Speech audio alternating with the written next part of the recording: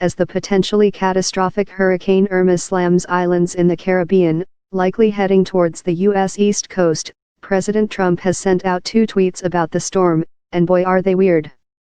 At first glance the tweets might seem alright.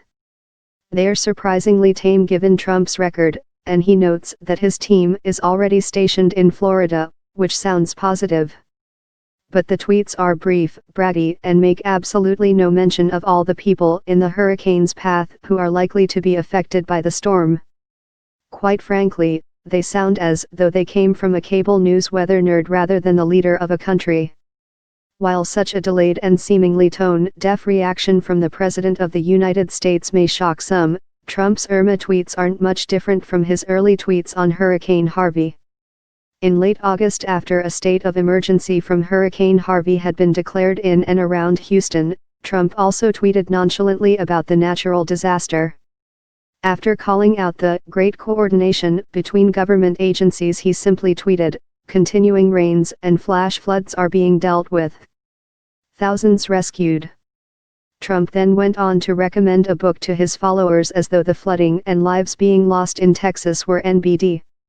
He continued tweeting for hours without once mentioning the city that was in turmoil.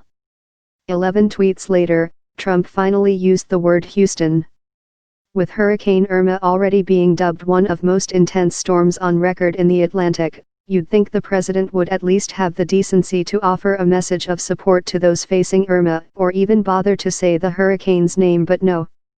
In the days leading up to Irma's landfall, however, here are some things Trump did feel the need to tweet about. He kicked off the week by prepping America for the end of the Deferred Action for Childhood Arrivals, DACA, scheme, which protects children of illegal immigrants in the U.S. from being deported. Oh, wait, back to immigration.